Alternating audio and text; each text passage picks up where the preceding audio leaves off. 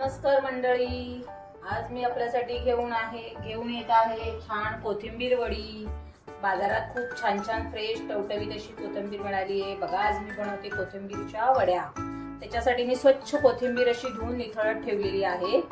मिक्सरला आपण हे करून घेणार आहोत। हिरवी मिरची, लसूण आणि अद्रक ह्याची आपण पेस्ट करून घेणार आहोत। ही आहे लसूण, अद्रक आणि मिरचीची पेस्ट। आपण ही कोथिंबीर वडीसाठी वापरणार आहोत। पण सगळी नाही टाकणार आहोत, पण ही आपण त्याच्यात टाकल्यावर एक वेगळी छान अशी चव येते। आता कोथिंबीरमधलं पाणी छान निथळलेलं आहे। आपण ही छान अशी बारीक चिरून घेऊया।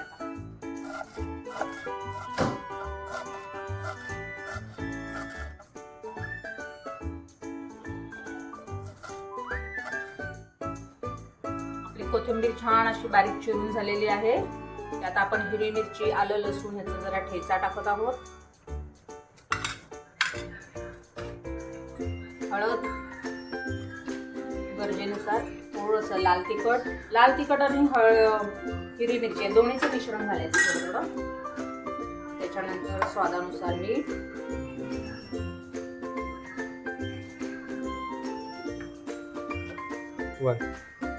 बेसन।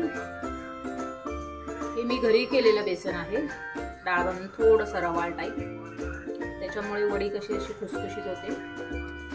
गरजेनुसार बेसन, गरज पडले की पीठ पळत आपण अजून घेणार आहोत। आणि ओवा जरा आपण असं हातावरती क्रश करून टाकायचा।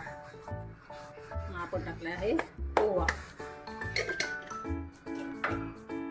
आणि तीळ।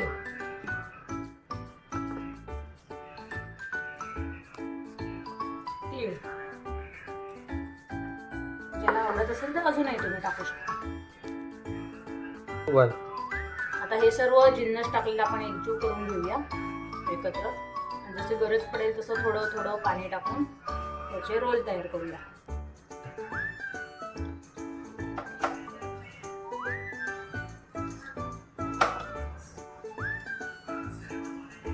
आता आपण थोडं याच्यात पीठ ऍड करूया।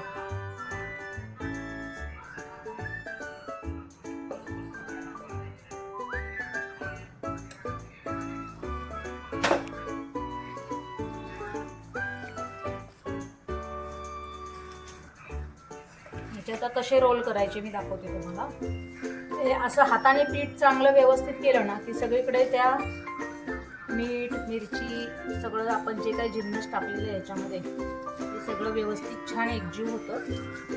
आणि असे रोल करायचे। हे आपण आता रोल करून घेतलेले आहे। मिश्रण छान एकजीव झालेलं आहे। याचे असे रोल करायचे। हे एकदम पारंपरिक पद्धत आहे। पहिल्या जमान्यात आपल्या आजी वगैरे करायच्या अशा। हे झालं कोथिंबीरीचा एक रोल।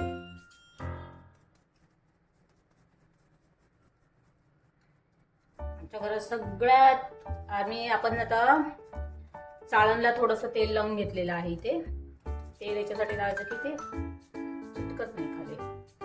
ठेवला इथे एक रोल। असेच दुसरे 3 रोल करून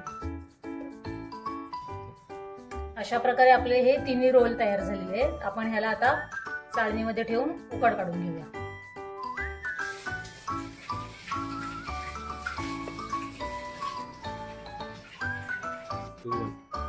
रोल रेडी आहे। मी भांड्यामध्ये थोडीशी लिंबाची फोड टाकली जेणेकरून ते पण क्लीन राहील।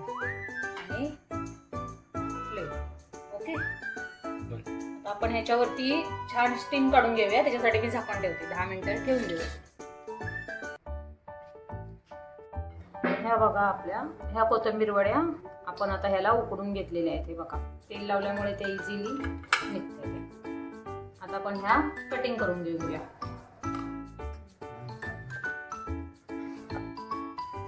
हे आपण पातळ स्लाइस कटिंग करायची म्हणजे कसे छान क्रिस्पी होतात। तेल आता छान तापलेलं आहे। गॅस मी बारीक केलाय तेल तापल्यानंतर। बघा आता आपण डीप फ्राय करून घेऊ।